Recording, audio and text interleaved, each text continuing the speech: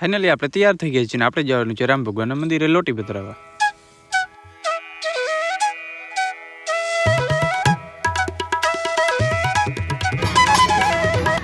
ને આ છે આપણો કળશ જે અયોધ્યાથી આવેલો છે, જે દરેક ગામ આવે છે.